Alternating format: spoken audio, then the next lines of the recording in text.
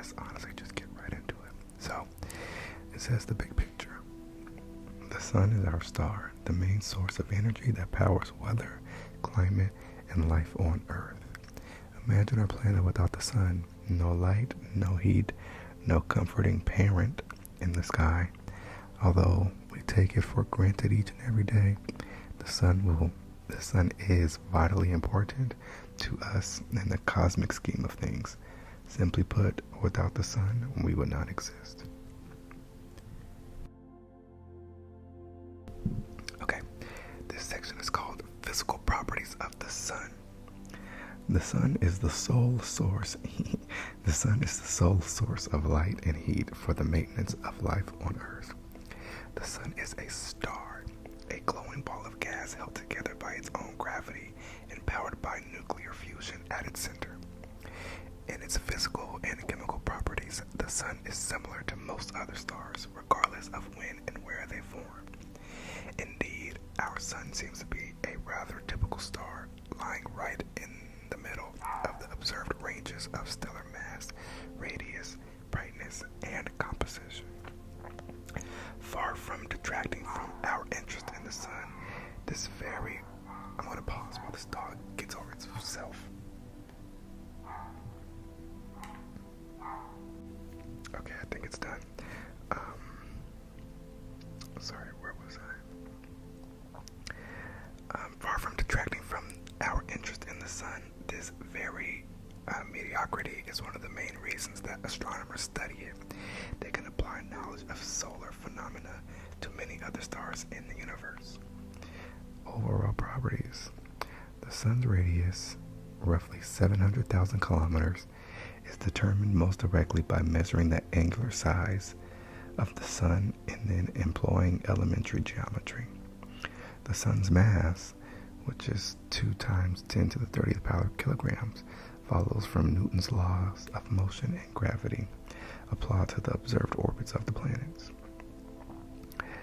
So, I learned in an earlier chapter like how a weight can be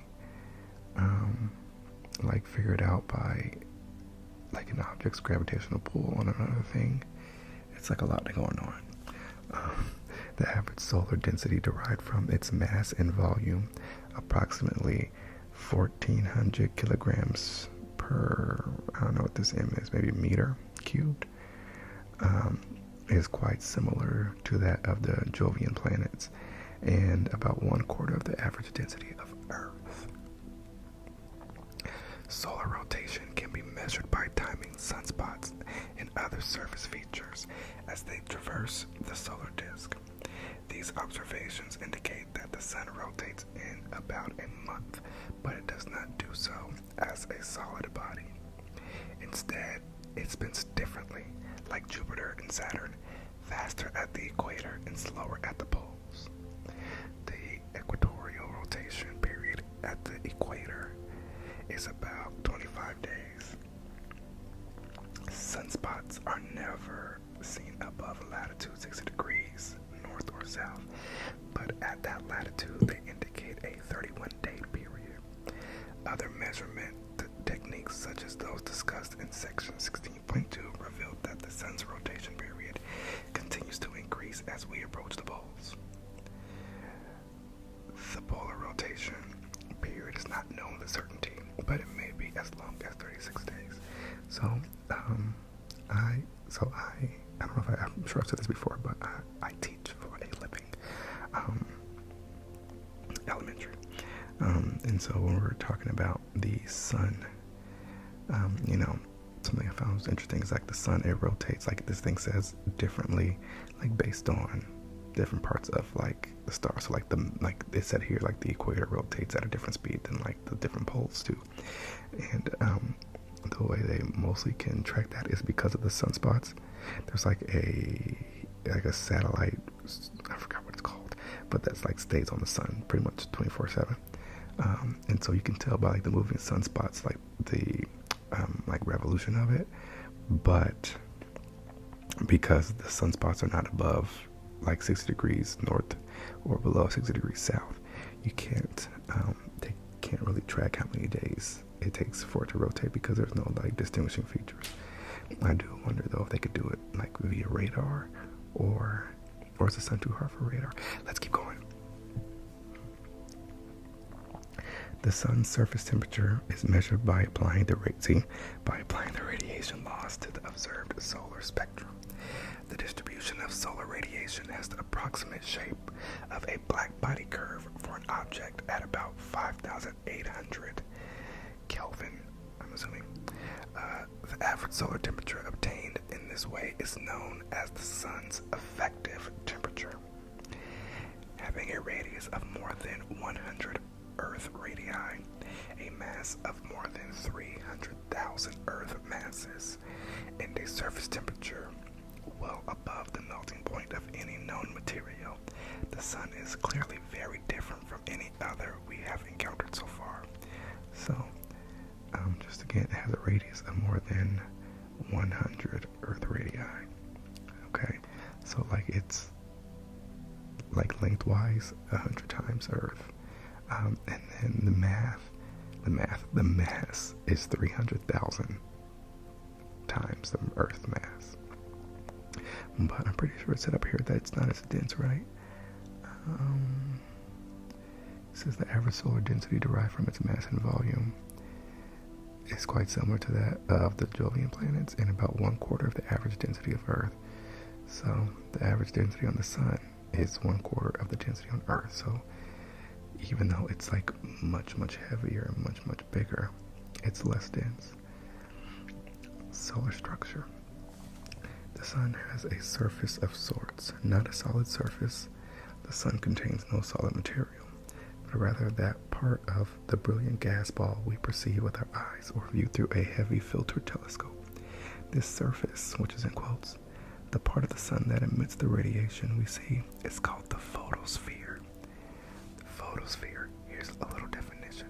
It says the photosphere is the visible surface of the sun, lying just above the uppermost layer of the sun's interior and just below the chromosphere. Its radius is about 700,000 kilometers. However, the thickness of the photosphere is probably no more than 500 kilometers, less than 0.1% of the radius, which is why we perceive the sun as having a well-defined sharp edge. That makes sense, actually. So it's saying because like the outside layer is so thin, it's like easily definable in our eyes. And there's a little picture of the sun. It says the inner part of this composite filtered image of the sun shows a sharp solar edge. Although our star, like all stars, is made up of gradually thinning gases, the edge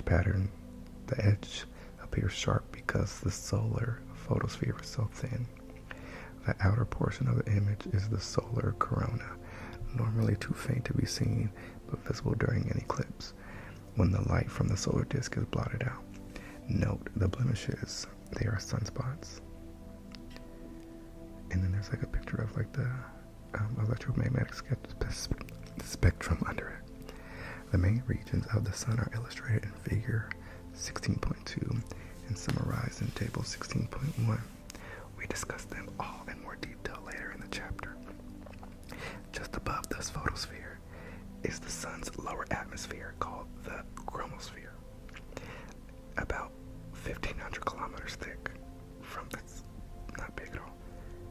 I mean it is, but like not in the grand scheme of things.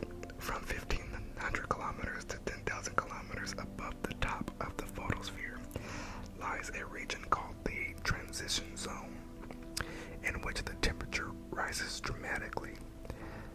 Above 10,000 kilometers and stretching far beyond is a tenuous, which means thin, hot upper atmosphere, the solar corona. At still greater distance, the corona turns into solar wind, which okay, whose ever dog that is, like I love dogs down, but we're gonna have some beef, okay? And I don't mean hot dogs. Okay,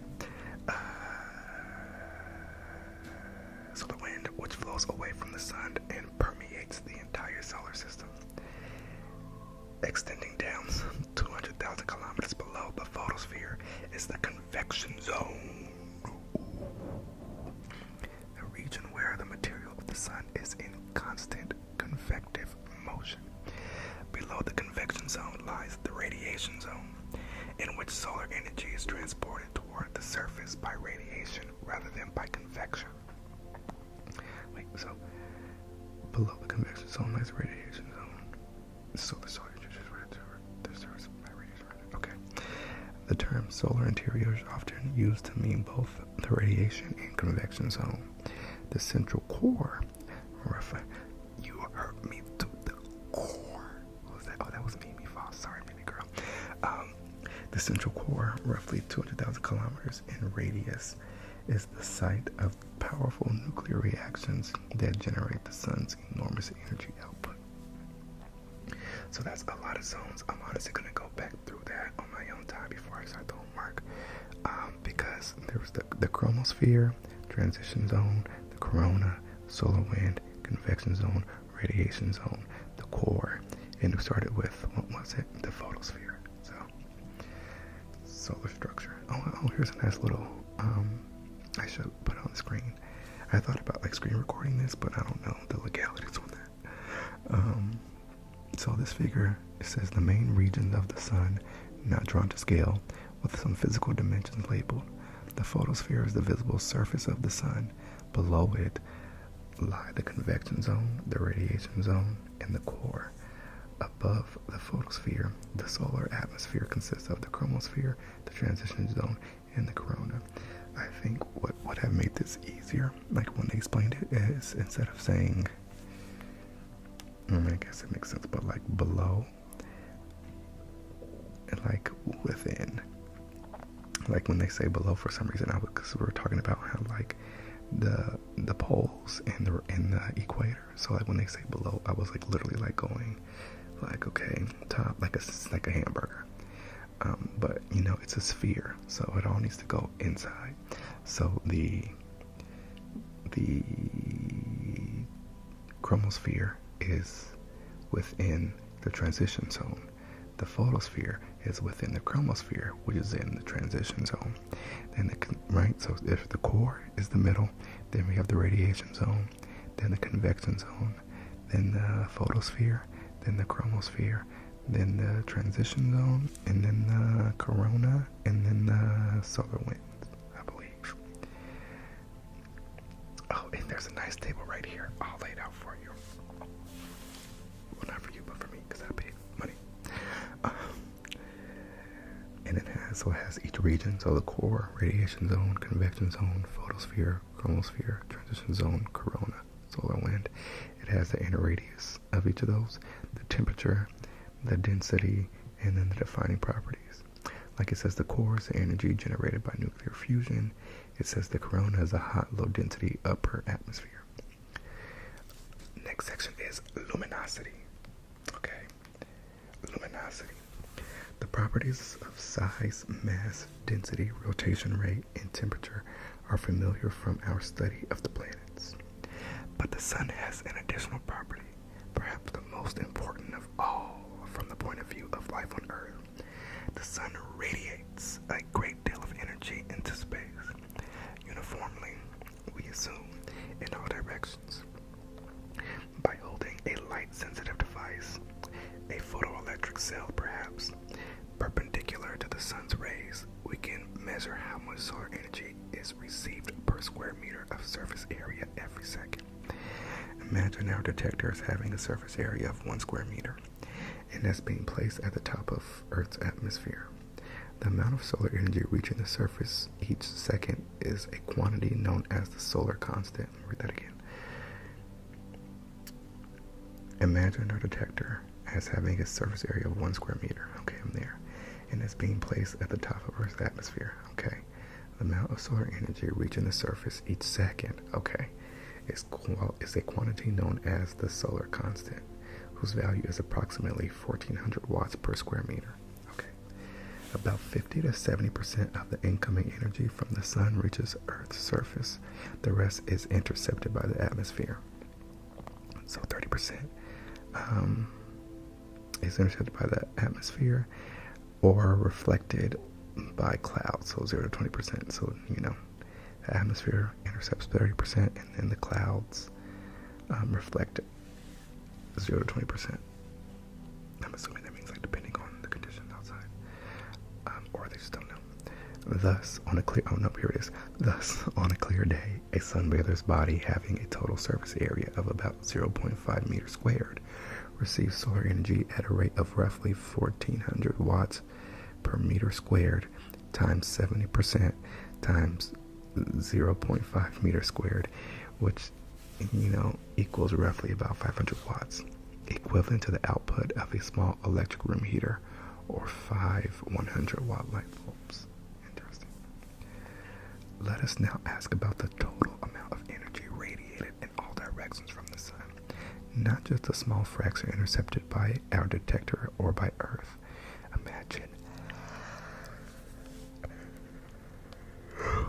Imagine a three-dimensional sphere is centered on the sun and just large enough that its surface intersects Earth's center. The sphere radius is 1 AU. An AU is an astronomical unit. The sphere's radius is 1 AU, and its surface area is therefore 4 pi times 1 AU squared. So it's 4 pi, like 4 times pi, times parentheses 1 AU in parentheses squared. So you square the 1 AU, and then that doesn't make sense. Why would you do that? Because 1 AU squared would just be 1 AU. No, right? Which is approximately 2.8 times 10 to the 23rd power meter squared.